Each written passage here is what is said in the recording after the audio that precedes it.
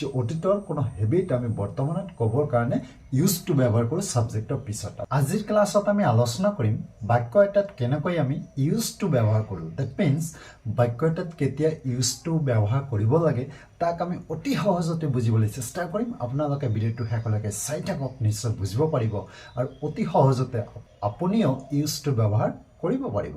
তো বন্ধুসকল, এতিয়া আমি ভিডিঅ'টোলৈ আগবাঢ়িছোঁ।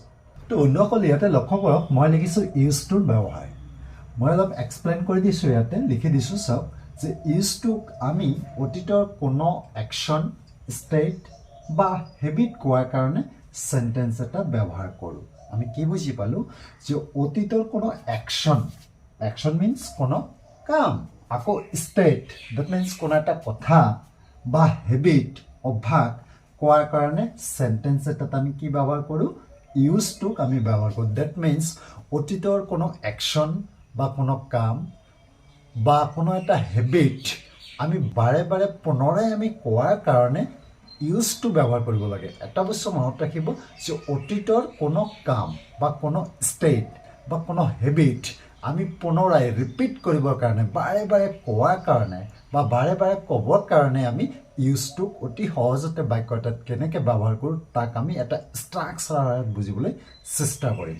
তো ষ্ট্ৰাকচাৰটো মই ইয়াত লিখি দিছোঁ যে প্ৰথমতে আমি ছাবজেক্ট দিব লাগিব, তাৰপিছত আমি ডাইৰেক্ট ইউজ টু লিখি দিম, তাৰপিছত ভাৰ্বৰ প্ৰেজেণ্ট ফৰ্ম, তাৰপিছত অবজেক্ট লিখি দি কেনে আমি হাজাৰ হাজাৰ চেণ্টেন্স আমি ইউজ কৰিব পাৰোঁ। আমি কেইটামান এক্সাম্পল সহকাৰে সকলো ডাউট ক্লিয়াৰ কৰিবলৈ চেষ্টা কৰিম। তো বন্ধুসকল, ভিডিঅ'টো যদি ভাল লাগে লাইক এটা কৰি দিব আৰু যিমান পাৰে শ্বেয়াৰ কৰি দিব। এতিয়া মই কেইটামান এক্সাম্পললৈ আগবাঢ়িছোঁ। মই প্ৰথমতে ইংলিছত লিখি দিছোঁ, তাৰপিছত আমি অসমীয়াত বুজিবলৈ চেষ্টা কৰিম। ইয়াতে লক্ষ্য কৰক, মই যদি ইয়াত লিখোঁ যে ছাবজেক্ট হিচাপে মই আই দিলোঁ, যে I used to play cricket. I use to play cricket, বা মই ইয়াত ফুটবলো দিব পাৰোঁ। আপুনি যি ক'ব খোজে তাকে ক'ব পাৰে। এটা বস্তু লক্ষ্য কৰিব, জাষ্ট আমি ইয়াত কি কৰিলোঁ, ছাবজেক্ট হিচাপে আই লিখিলোঁ, তাৰপিছত আমি ইউজ টু লগাই দিলোঁ, তাৰপিছত ভাৰ্বৰ প্ৰেজেণ্ট ফৰ্ম লিখিলোঁ প্লে, আকৌ অবজেক্ট হিচাপে ক্ৰিকেট বা ফুটবল লিখিলোঁ। নেক্সট চেণ্টেন্স এটা লিখিছোঁ, suppose he used to teach আছ ইংলিছ। যে হি ইউজ টু টিচ আছ ইংলিছ। ইয়াতে লক্ষ্য কৰিব, আমি ছাবজেক্ট হিচাপে হি লিখিছোঁ, তাৰপিছত ইউজ টু লগাই দিছোঁ, তাৰপিছত ভাৰ্বৰ প্ৰেজেণ্ট ফৰ্ম লগাই দিছোঁ, তাৰপিছত আছ ইংলিছ, ইয়াতে আছটো অবজেক্ট হয়, ইংলিছটো অবজেক্ট হয় ন। আকৌ এটা চেণ্টেন্স লিখিছোঁ, father use to read newspaper daily.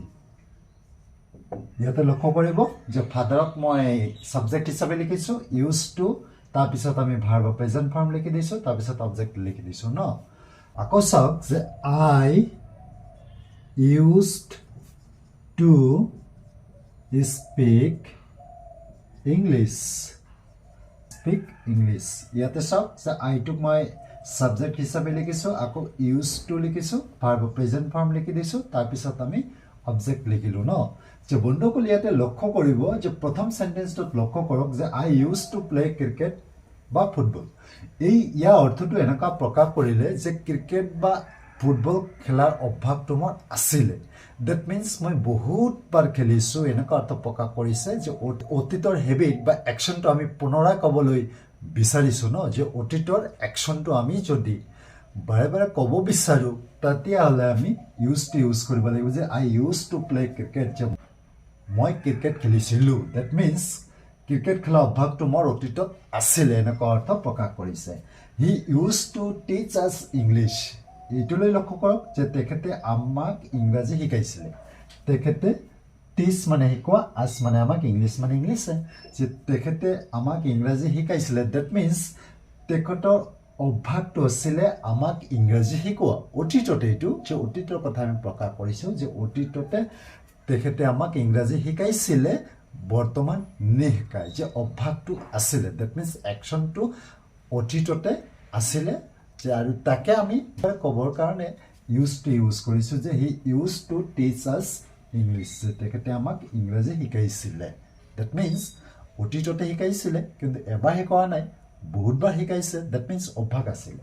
যে father use to read newspaper daily, যে দেউতাকৰ অভ্যাসটো কি আছিলে, যে নিউজ পেপাৰ পঢ়া, বাতৰি কাকত পঢ়া অভ্যাসটো, প্ৰতিদিনে বাতৰি কাকত পঢ়া অভ্যাসটো দেউতাকৰ আছিলে। ডেট মিনছ যে অতীতৰ হেবিট প্ৰকাশ কৰিছে এইবিলাক, যে অতীতত কোনো এটা কাম কৰা হৈছিলে আৰু তাক আমি ক'বৰ কাৰণে ইউজ টু ইউজ কৰিব পাৰোঁ। যে father use to read newspaper daily, যে দেউতাকে ডেইলি নিউজ পেপাৰ পঢ়িছিলে। যে অতীতত হেবিট, অতীতত একশ্যনটো হৈছিলে। ডেট মিনছ দেউতাকৰ অভ্যাসটো আছিলে নিউজ পেপাৰ পঢ়া। এইটো অতীতৰ কথা আমি প্ৰকাশ কৰিছোঁ আৰু তাক আমি ক'বৰ কাৰণে ইউজটো আমি ইউজ কৰিব লাগিব ছাবজেক্টৰ পিছত। যে father use to read newspaper daily. আশা কৰিছোঁ বন্ধুসকল নিশ্চয় বুজিব পাৰিছে। তাৰ পিছৰ চেণ্টেন্সটোলৈ লক্ষ্য কৰক, যে আই ইউজ টু স্পীক ইংলিছ, যে মোৰ ইংৰাজী কোৱাৰ অভ্যাস আছিলে। ডেট মিনছ মই ইংৰাজী কৈছিলোঁ, হয়নে? যে ইংৰাজী এটা সময়ত মই কৈছিলোঁ, বাট বৰ্তমান নকওঁ। যে অতীতত এটা সময়ত মই কৈছিলোঁ ইংৰাজী, কিন্তু বৰ্তমান নকওঁ। যে অতীতৰ কথাটোকে বৰ্তমানত মই প্ৰকাশ কৰিবৰ কাৰণে, অতীতৰ কথাটোকে মই বৰ্তমানত ক'বৰ কাৰণে অতি সহজতে আমি চেণ্টেন্স এটাত ইউজ টু ব্যৱহাৰ কৰিব পাৰোঁ। যে আই ইউজ টু স্পীক ইংলিছ, ইয়াৰ অৰ্থটো এনেকুৱা প্ৰকাশ কৰিলে যে অতীতৰ কথা প্ৰকাশ কৰিছে, যে মই ইংৰাজী, ডেট মিনছ মোৰ ইংৰাজী কোৱা অভ্যাস আছিলে। যে অতীতত মই ইংৰাজী কৈছিলোঁ, আগতে কৈছিলোঁ, বৰ্তমান নহয়। অতীতৰ কথাটোকে মই বৰ্তমানত প্ৰকাশ কৰিছোঁ, যে মোৰ ইংৰাজী কোৱা অভ্যাসটো আছিলে। তেতিয়া আমি কি কৰিব লাগিব, ছাবজেক্টৰ পিছত ইউজ টু ইউজ কৰিব লাগিব। আই ইউজ টু স্পীক ইংলিছ।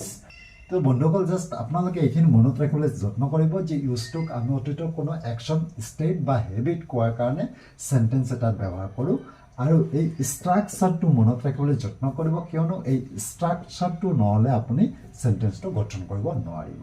আকৌ কৈ দিছোঁ যে অতীতৰ কোনো হেবিট আমি বৰ্তমানত ক'বৰ কাৰণে ইউজ টু ব্যৱহাৰ কৰোঁ ছাবজেক্টৰ পিছত, আৰু ভাৰ্বত ফাৰ্ষ্ট ফৰ্ম লগাই দি বাক্যটো আমি অতি সহজতে গঠন কৰিব পাৰোঁ। তো বন্ধুসকল আশা কৰিছোঁ বুজিব পাৰিছে। আজিলৈ ভিডিঅ'টো ইয়াতে সামৰিছোঁ। যদি ভিডিঅ'টো চাই কিবা এটা শিকিব পাৰিলে লাইক এটা কৰি দিয়ক, আৰু যিমান পাৰে শ্বেয়াৰ কৰি দিয়ক।